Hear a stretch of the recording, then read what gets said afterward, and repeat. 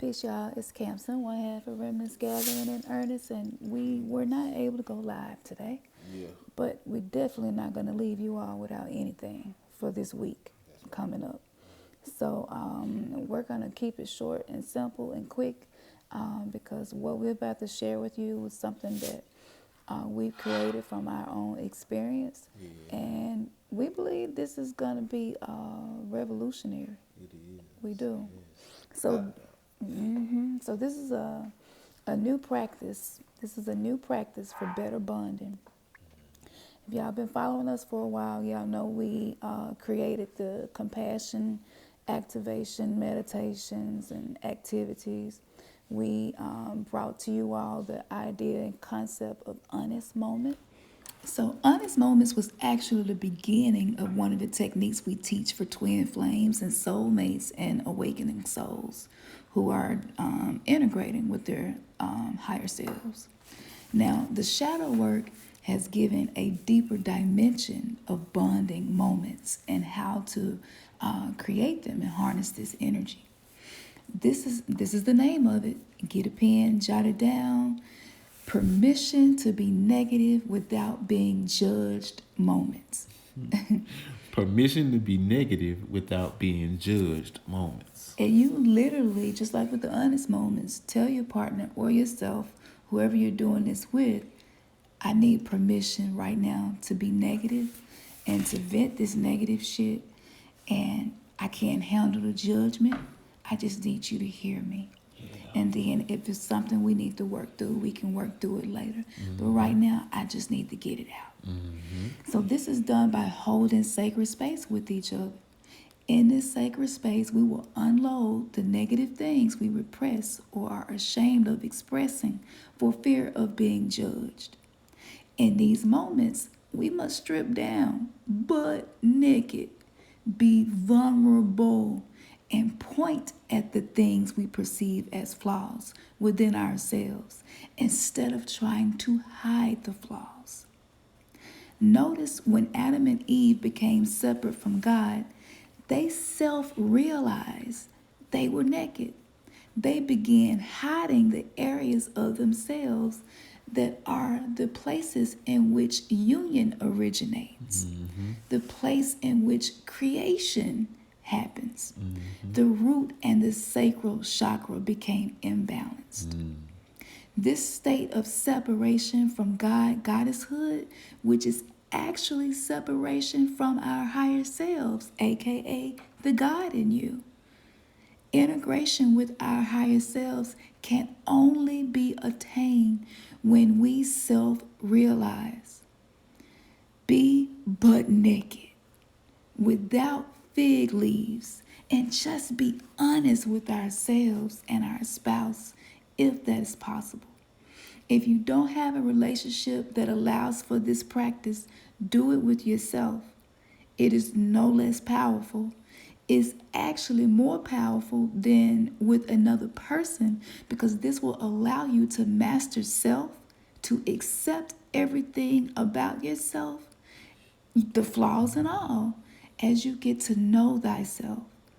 This activity will actually allow your soulmate or twin flame to reunite with you because you are doing the soul work and the healing to be aligned to and manifest this type of relationship.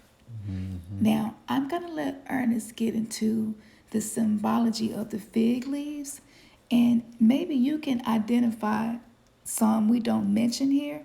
If you think of some fig leaves that you have used or has been used on you, put it in the comment section below. We're really curious as to other fig leaves that we have used that prevent us from being whole, integrated with our higher selves and being balanced with our root and sacral chakra between the divine masculine and the divine feminine.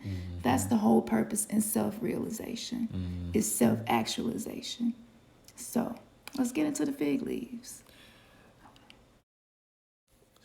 Now, what are the fig leaves? And what are the fig leaves representing in the Adam and Eve story as it relates to the Bible? Some examples are, first of all, your false self to control. Number one, Yeah. false self to control the way people perceive us to avoid self responsibility and accountability for who we are in our authentic state. Your authentic self could be self absorbed, mean, and cold, and this is just a program. Number two, avoidance is another way of hiding. To grow, we must surrender to the transformation we are experiencing. Avoiding intimacy will definitely keep us stuck. Face conflict when it arrives. If you need a moment to prepare to work out conflict, ask for some time. But be sure to pick it back up as soon as you are calm enough to express your feelings without being reckless with the way you communicate. Number three, distractions. Distractions are also used to hide. Number four, and probably one of the more common ones, is blame shifting, especially for me. Blame shifting. Blame shifting is simply a way we hide from anything that feels uncomfortable.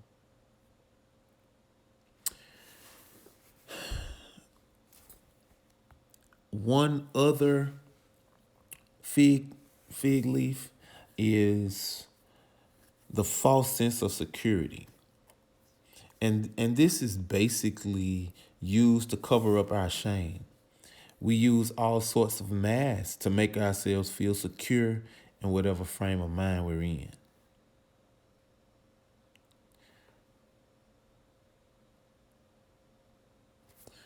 So once we have done some of this identifying what these fig leaves are, um, and what Cam mentioned earlier is we give that sacred space to release our most negative emotions, self-defeating thoughts, and unhealthy habits and patterns. We must be co-creators of comfort for each other. And that was something that was new as on this journey. That was something new that we embarked on. That's being co-creators of comfort. You may have never heard that, but it is the reality that you all need to step into. Let go of the need to be right. That's first and foremost. Surrender to the need to be authentic and honest. Being authentic and honest will invite unconditional love. The need to be right leads to deception, lying, and frustration. The need to be right empowers the ego. The need to be honest empowers our higher selves. Accepting the ugly things about yourself will only happen when you stop trying to be right. Now, an example, if a child throws a tantrum and you don't feel like it's right, it doesn't matter if you're right or if they're right. They need you to be present, compassionate, and a co-creator of comfort. Sometimes the need to be right, it disconnects us from the moment meant to create deeper bonds. So, some ways to co-create comfort. Number one, words of affirmation. As simple as it is. Number two, soul gazing. Now we probably need to, and we probably will get together and we'll do a video, definitely explain the soul gazing more and maybe exactly how we do our soul gazing technique. But definitely soul gazing. Number three, affection without any intention of sex, but only the intention to hold space with your twin flame soulmate. Number four, acts of kindness with no in return expectations. You know how we do stuff for people, but while we doing it, we kind of like are building up a data uh, for payback. Like, okay, so when I ask of you, yeah, as much as stuff as I've done for you, you owe me. So it's always doing something, uh, kindness from the heart with no in return expectation. And then number 5, have a disposition of selflessness. This must be an intentional practice to develop as a natural tendency. That's good. So before we close out, because that's a lot, like this expressing negative emotions in sacred space without judgment, this is huge. This is one of the main reasons me and Ernest have embarked on this journey together in this lifetime, because Yeah. it is so necessary for us to learn how to be kind and compassionate to ourselves and to each other. It's so important. And twin flames, this mission that we have been given, this is a mission in which love is being restructured. The definition of love is being taken back to the days of old and what it was supposed to be before it was perverted. And that is a huge, huge mission. If you are listening to this right now, that means that you have been called as well to ground and anchor love that we haven't seen in a very long time. So whether you and your twin flame are already reunited physically or not, doesn't matter. This is energetic work. Yes. This is grounding work. This is anchoring work to anchor love and light on a whole other level so that we're co-creators of the new heaven and earth. So for those of you who desire to be in a twin flame reunion, I want to give you a little advice before we end this. And that advice would be, use these practices, please. Get to know yourself. Learn how to not be so judgmental to yourself and unkind. Train your brain to deal with the negative self-talk. Retrain your subconscious programming so that you can have this type of relationship without it being harmful or without it causing more trauma. I hear a lot of people express to me in readings, I know who my twin flame is, but they're with somebody else. Or my twin flame live on the other side of the country. Or, a different part of the earth. Or my twin flame, we're 40 years apart, but I believe this person is my twin flame. Like, I hear it all. And I just want to encourage you and say to you, your situation doesn't have to be exactly like me and Ernest's situation for you to be an important part of this mission. All of us are important. There is a oneness. We are a collective.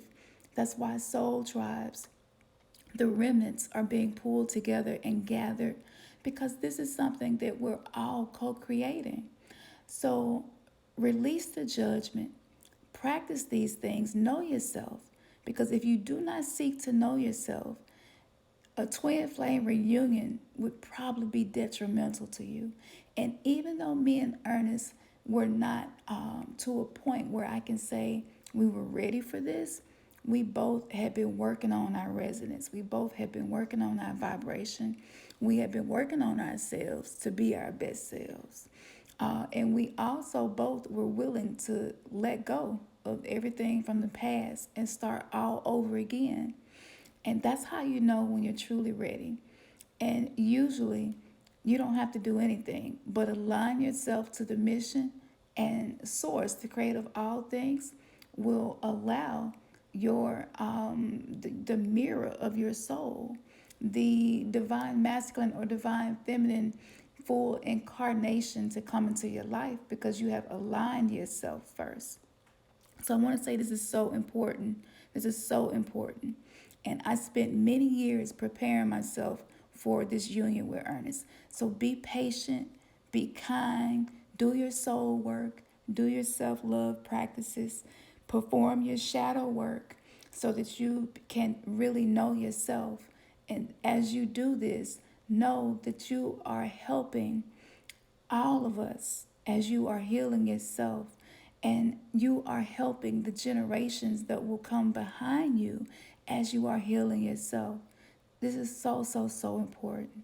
So, no matter what phase you're in, what stage, or whether you're single or not, newly divorced, none of that matters.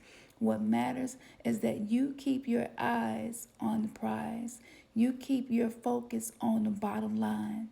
And that is the ascension, that is the upgrading of heaven and earth that we are all creating together.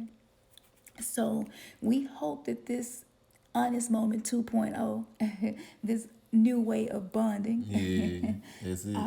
we hope this resonated with y'all, because it hit me so hard when I brought this to Ernest. I knew instantly he was going to like really be digging it. Yeah, And he is. And as yeah. far as the soul gazing thing, we do have a tendency to say that we're going to talk about a topic, and then it takes forever to talk about it.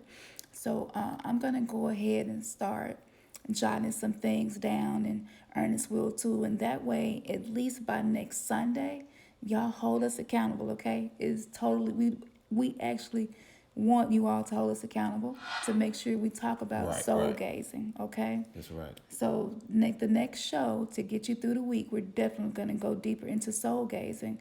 And you can still do some research and just see what resonates with you right now. And that's something that you could do with yourself or with a partner as well, or even with your children. You can soul gaze with your children, and just share with what you see in the windows of their soul, and just acknowledge them. That's right. That's what it's about. So thank you so much for joining us. Thank you for No the judgments. no judgments, absolutely. judgments. Thank you for the donations. Thank you you. for the kind words. Thank y'all. Thank y'all. Thank y'all for the prayers and sending good vibrations to our family so we can continue doing this work. Oh yeah. If you need a reading, just reach out, remnantsgathering@gmail.com. The website is in the works, and 2020 definitely will have all these things finished and up and going. So this is going to be a great year. Yes. And it's already great. If you're on this path, It's great. it's a path to greatness. That's I right. tell you. And whatever it is that you're having to go through to become your best self, be encouraged and know that it's worth it. You are not alone. We are definitely holding virtual hands with you as we cross this rainbow bridge into higher dimensions. Yes, exactly. And as we always say, your third eye has just been kissed, man. Peace, y'all. Peace.